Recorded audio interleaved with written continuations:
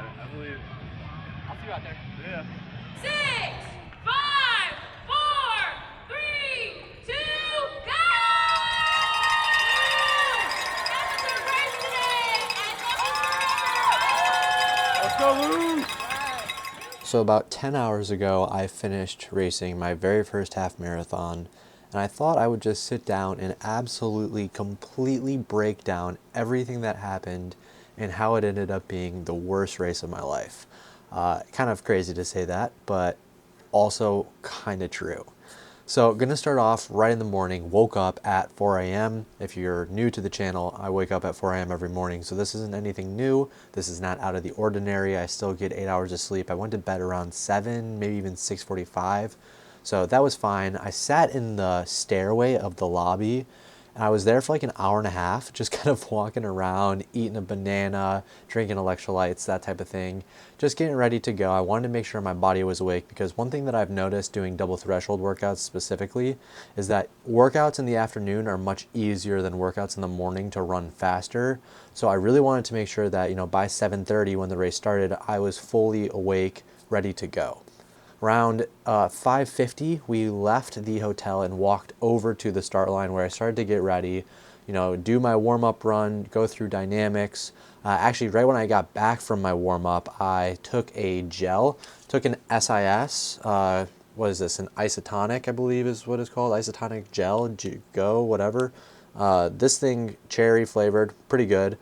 Right before the race, I was like debating whether or not I should take it, and I just decided, because of the weather, which is something we'll get into, I thought it'd be a really good idea. So I took that and I kind of finished it throughout my dynamics. Turned out to be a good call, because I think that I didn't really eat that much in the morning, but I also really wasn't hungry. And on top of that, when I finished the warm-up, I was drenched in sweat. The weather going into this race was anything but ideal. It was like 69 degrees at the start, 8-mile-per-hour winds, 80-something% humidity. Just, the mid of the mid weather, like just disgusting, right? So not great at all. And the gel honestly did help with that, so I was appreciative of that. But going into the half marathon, my goal was to run an hour and 10 minutes. I did not come anywhere close to that. We got off and I thought to myself, all right, I talked to my coach last week and he said, it's your first half marathon. Let's take it easy. Let's relax. We're going to go slow. I'm actually going to pull up all of the charts that I have and the map of the marathon, because I only have a couple clips of me running. So this should be able to give you guys a little bit better of a view. So as you guys can see, this is the map of the half marathon.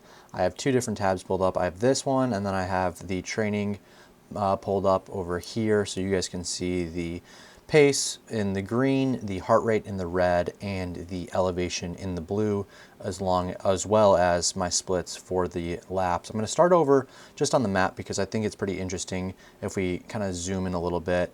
So right here I have the start and finish. You can see if I zoom in, start, finish, same spot, which is super nice. I think this is where I was when I saved the run, so ignore the blue dot.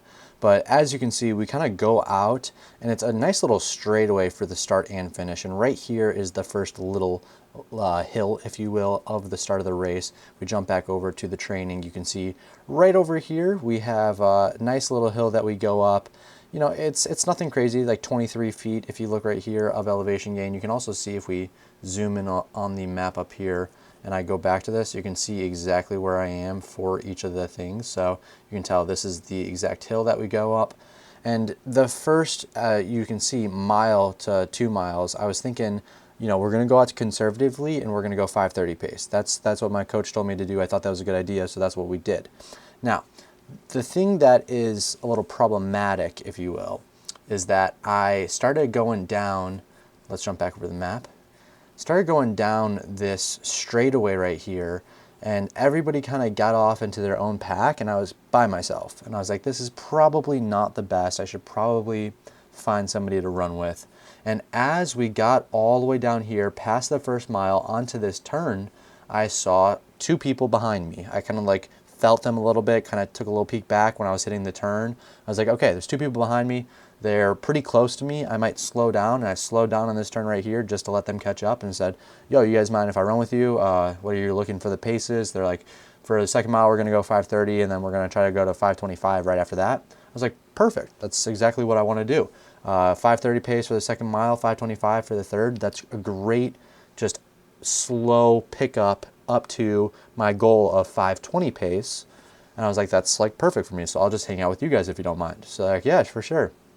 So I started running with them, and we clicked off another 5:30 mile, as you can see, for the second mile. And the third mile, like they said, 5:25 right on the dot. So things were going pretty well into the third mile. But the problem got to be is right when we hit the third mile, which we do have to go a little farther out here. Third mile ended up being right here. We hit this third mile, and right when we came around this bend, we started getting hit with a little bit of wind. And I didn't think it was that bad until literally right here when it just was head-on wind. And you can see from the distance, this is like a little over half a mile long. So from this point to this point, the pace dropped immensely. If we go back over to the train tab, you can see mile 3, 5:25, the best mile of my race. Mile 4, 5:39. And I'm kind of thinking to myself, what just happened that I ran a 5:39? But I didn't know that at the time. I just knew that I was slowing down a little bit, but I was still with the 2 guys that I was running with. We make it all the way to right here, and I'm fighting pretty hard to stay with them. And right as we almost got to this curve, it was me, one guy right next to me, and then the guy in the middle of us originally, he had slowed down just a little bit, and it was kind of falling off. And all I was thinking to myself was, I don't care if I'm with the guy in front. I don't care if I'm with the guy in back. I just need to stick with somebody. That's all that matters. So I'm pumping my arms, trying to fight through the wind. I make it to right here. I kind of not very locked in because I'm just like thankful that I'm about to hit a turn and get out of the wind.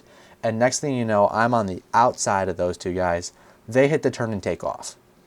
They were looking at their watches a couple times through here, so they probably realized they were going very slow. And I think that was the thought of like, oh crap, we got to pick it up. So they take off, they get way out ahead of me, and I start moving down this, and I'm by myself again. And I'm just like, well, probably not going to catch up to them anytime soon. And I hit mile 4, I look down at my watch, and I realized what had happened was I ran a 5:39, and they wanted to run much faster. And so did I, but if you take a peek over here, oh, 186 heart rate. That's not great right there. It's actually the highest my heart rate was like somewhere in mile 3, mile 4. You can see it right here, 189. Absurd that my heart rate was that high running a 5:39 mile. You can tell it was just all cornfield. Humidity was insanely high, hot. There's no shade, and I was running straight through the wind. It was just the trifecta of just, oh. So I'm going through it. I'm by myself running. And I think at that point, I never passed a single person for the rest of the race. I don't think I technically passed a single person the entire race. I think I was in 7th place-ish with those 2 guys as they left me right here, and I ended up in 14th. So yeah, I'm pretty sure I didn't pass a single person for the rest of the race. Skip forward a little bit. I'm by myself, just kind of going through it. Hit the turn right here, and this is like where I was telling myself, all right, there's this nice, okay, let me zoom back out a little bit, sorry. There's this nice little straightaway, kind of, from right here all the way to the entrance of Newtown, which is what we're going to be in for a good chunk of time. And I thought to myself, if I take my first goo right here, my first gel right here, this will be perfect. So I rip open a Morton, and I only brought this singular Morton because I can't afford more than just one of them. This is a Morton 100 gel. I know there's a couple different ones, but this is what I brought with. I've never taken one before. Actually was pretty good. I was kind of surprised that it was as easy to take and tasted as good as it did, so that was really nice. But I take my first gel as I'm coming through this straightaway right here, and all I'm thinking in my head is, please just sit in my stomach and don't make me feel nauseous, which it honestly didn't go too bad. But as I'm running down this, I take it like 3 or 4 times, and I feel like I was like 75% of the way through. And then the last 25, it took me forever to take. I want to say it took me like an extra mile just to finish this gel off. But as I'm running, I'm still going. Mile 5, we come through, we hit, boom, 5:46. I obviously have no idea what's going on at this point. I have it all auto lapping, and none of my mile splits are where the course marker is, like, at all. My first 2 miles were long, and then every mile after that was short. And I was just like, I don't know what's going on. This is not probably very good. But yeah, I run mile 5, and I look down at my watch. It says 5:46. I'm just like, oh, what? And you can tell that my heart rate started to go down as I went down in pace. But for it to be 183 average and run a 5:46 mile, it's just not good in the slightest, especially being the 5th mile of the race. Like that, you can tell something was wrong. Jumping back over to the map though, we continue running. We're fighting through the pain. We're into Newtown, so I thought things would get a little bit better. Of course, all back into the wind. The wind was coming from up here going down this way. So anytime I was going this direction, which I think this is like up here's north, east, south, west. So it was going, what is this, northwest to southeast. So anytime I was going north or west, I was just running into the wind, which sucked. But nonetheless, you got to deal with that. Is what it is. Going up to mile 6, again, I was just kind of going through it. I was by myself. I think a person or two passed me on this stretch. And like I was asking my body to just do anything. Like I was just trying to focus on my cadence. I was focusing on pumping my arms. I was trying to run, but my body just would not move. Like I was stuck to whatever pace that I was at that point, and just slowly slowing down. It was not great. Mile 6 we came through, boom, 5:54. And I'm looking at the watch thinking, what just happened? 5:54? I've ran 8-mile thresholds at 5:39 pace over the spring. I've run an 8-mile threshold at 5:50 pace this fall, and a 7-mile threshold at 5:40 pace this fall. So I'm thinking to myself, there's just no way I just ran a 5:54 for my 6th mile. Like that's just not okay. And I did. It was terrible. So, and you can see, like, it's not like an elevation thing at all for these first few miles. We'll talk about this later on, but all the way up until, I don't even know, mile 9, it's a relatively flat course. It's very nice. I was, like, not feeling too bad. But as we continued down this road in Newtown, we go through mile 6, approaching mile 7, and this is the first time you'll get a clip of me running, because I make it up to the square right here, and this is where my dad was with the camera. It got a nice 2 clips of me running, so he was positioned over here, and then you'll see me coming through. You got to keep going out a little bit, turn around. I grabbed, Johnny was at the race, shout out to Johnny, and he gave me my bottle with electrolytes around right here, actually, and then you'll see the next clip of me tossing my bottle to my dad because I didn't want to run with it for much longer than I had to. And I finished the gel right before the first clip of me running, and I threw the gel at Johnny and then took the bottle from him, so that worked out really nicely. But yeah, I took the electrolytes and they did not sit well in my stomach, I'll be honest. And I think it was just because I took the electrolytes right after I had finished the gel, and both of them on top of each other in my stomach was not great. So that didn't feel good, but it wasn't like an issue. Like it didn't make me run faster or slower. It just was an uncomfortable feeling. So it is what it is. But, you know, mile 7 hit right here. I don't even remember hitting this mile in the slightest. I could not tell you that I did, in all honesty. But if we look right here, 5:56. I'm kind of glad I didn't see that because, oh.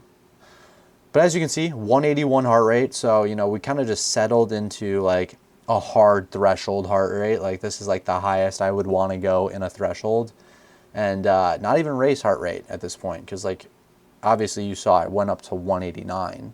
Like I think my max heart rate is probably like around 197, maybe 200. I'm 23, so like it's a pretty good high heart rate, but I don't really know what it is, to be quite honest with you. Nonetheless, 181 is fine. Like it's not the end of the world. It's like what I would do for, like I said, a hard threshold. Going through mile 7, and this is pretty much where mentally I just was like, I kind of just want to drop out. Like I'm kind of just done. Like I think I should just stop.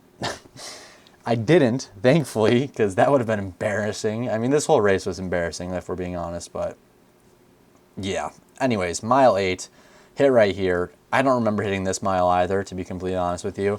I remember passing so many people in Newtown. I saw somebody giving out mimosas, which had alcohol in them that kids cannot drink, but they had it there for the 21 and over people running the race. There were snacks on the road. People were giving out water and Gatorade at the water stops. The gels, they had goos right around here, I believe.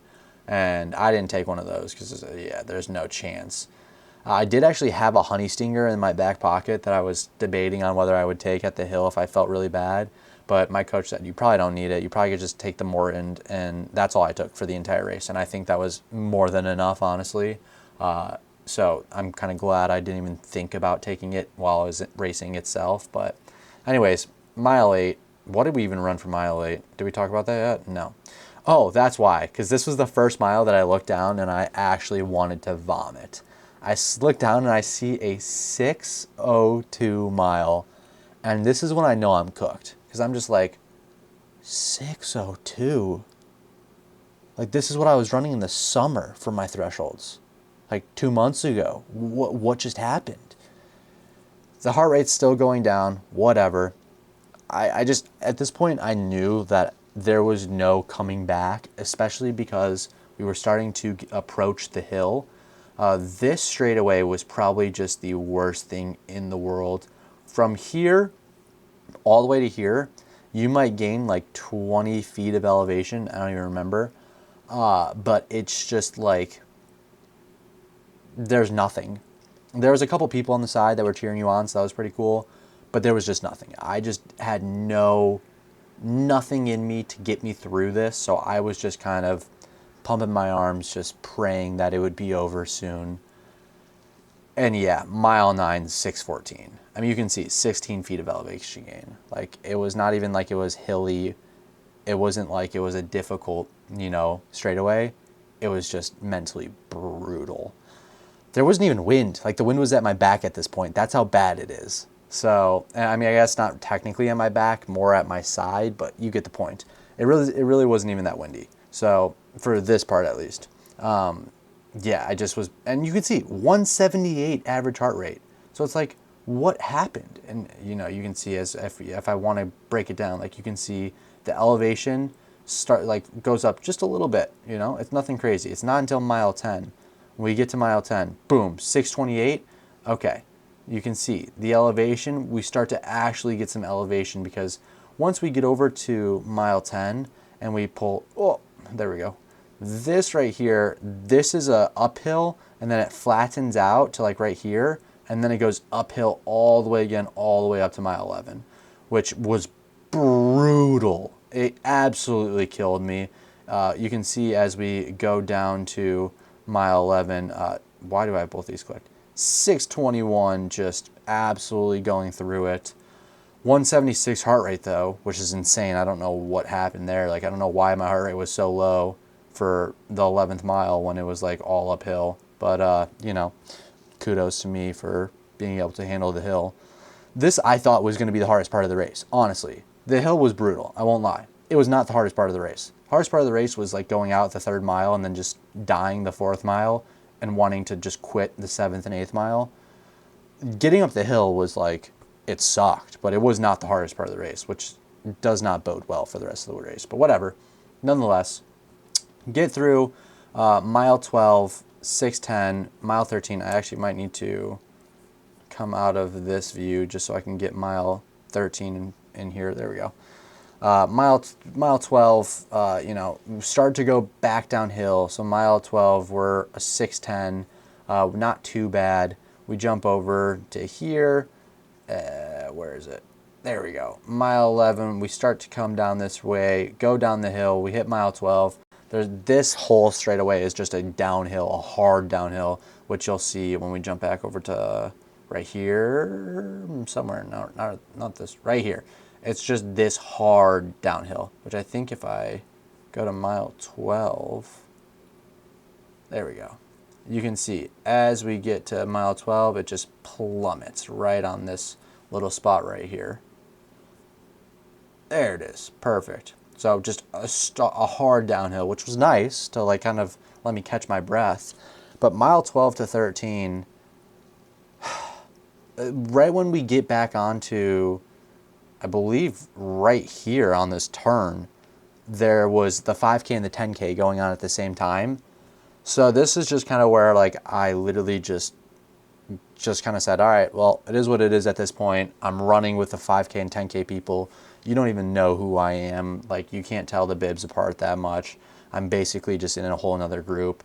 So I'm running with 10K on the 10K side of the road. We're going down this way. We make it to mile 13. I'm already just thinking it's chalked. It is what it is.